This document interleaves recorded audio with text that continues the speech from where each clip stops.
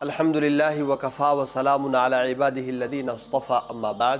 ناظرین گرامی، اللہ رب العزت کا بہت ہی بڑا احسان و کرم اور فضل و مہربانی ہے کہ اللہ رب العزت نے ہم سب کو انسان بنایا۔ انسان اللہ رب العزت کی سب سے بڑی شاہکار ہے، سب سے خوبصورت ترین مخلوق انسان ہے۔ اللہ رب العزت نے جتنی بھی مخلوقات پیدا فرمائی ہے، تمام مخلوقات میں سب سے حسین و جمیل، سب سے خوبصورت اللہ رب العزت نے انسان کو پیدا فرمایا ہے۔ غور کریں کہ اللہ رب العزت نے کتنے سارے انسانوں کو پیدا فرمایا، لیکن ہر انسان کی صورت الگ ہے، ہر انسان کی شکل الگ ہے۔ ہر انسان کے اندر اللہ رب العزت نے ڈیفرنس رکھی ہے، فرق رکھا ہے۔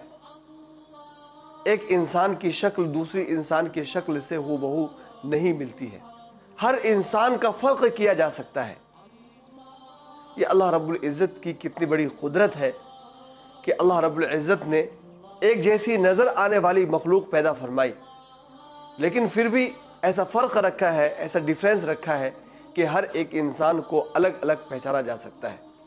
تو اس کائنات کی سب سے خوبصورت ترین مخلوق انسان ہے، اور اگر وہ خوبصورت ترین مخلوق اللہ تبارک و تعالیٰ کے حکم کو بجا لائے اور اللہ تبارک و تعالیٰ کی اطاعت کرے، ایمان و اسلام والی زندگی کو قبول کر لے، تو اس کی خوبصورتی برقرار رہتی ہے، اس کا حسن و جمال برقرار رہتا ہے اور وہ بہترین مخلوق ہوتا ہے۔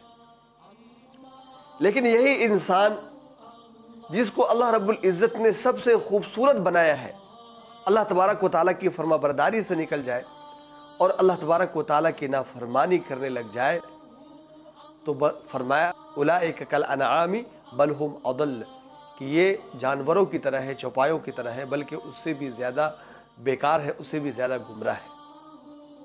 اللہ رب العزت نے انسان کو سب سے بہترین اور سب سے خوبصورت ترین پیدا فرمایا ہے۔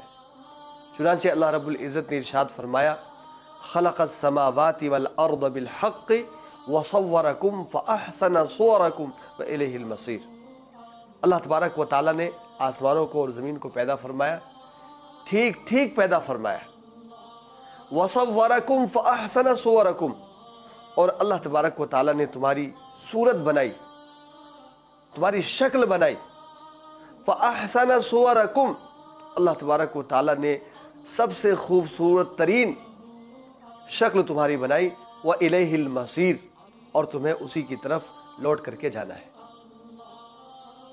اللہ رب العزت نے قرآن کریم میں دوسری جگہ ارشاد فرمایا لَقَدْ خَلَقْنَا الْإِنسَانَ فِي أَحْسَنِ تَقْوِيمٍ، کہ ہم نے انسان کو سب سے بہترین ڈھانچے میں پیدا کیا ہے، بہترین شکل میں انسان کو اللہ رب العزت نے پیدا فرمایا ہے۔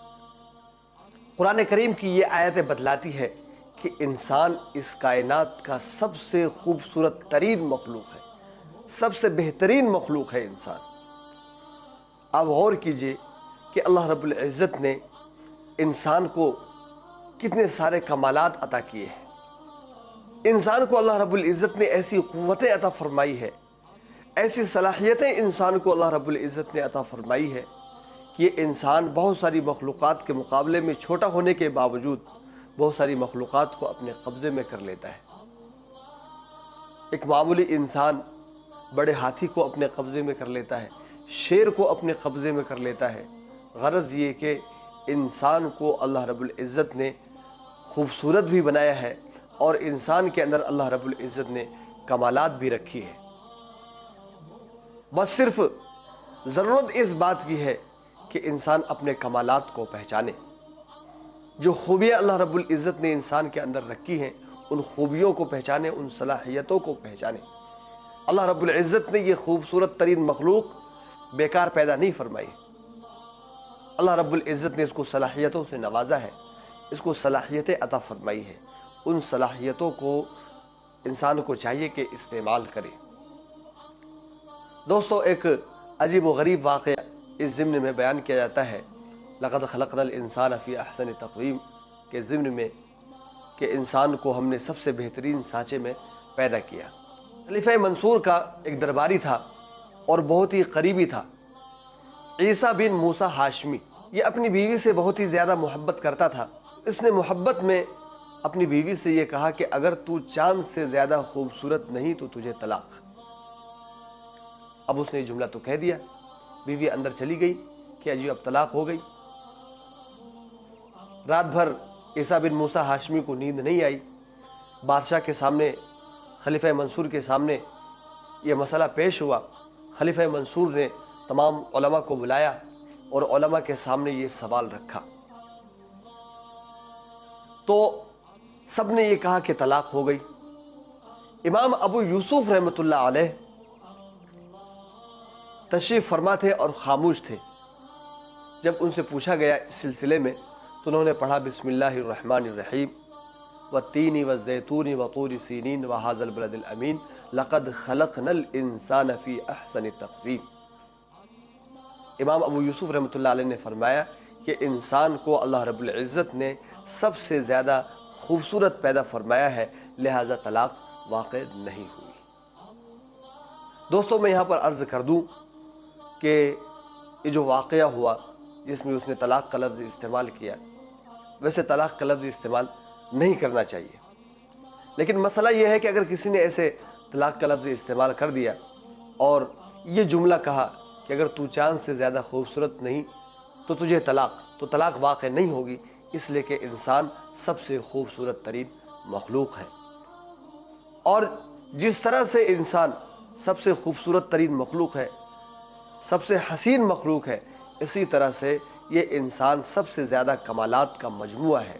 اللہ رب العزت نے انسان کو بہت ساری خوبیوں سے نوازا ہے، تو اس پر ہمیں اللہ تبارک و تعالیٰ کا شکر ادا کرنا چاہیے، اللہ تعالیٰ کا احسان مند رہنا چاہیے، اللہ تعالیٰ کی فرما برداری کرنی چاہیے اور اپنی خوبیوں کو، اپنے کمالات کو استعمال کرنا چاہیے۔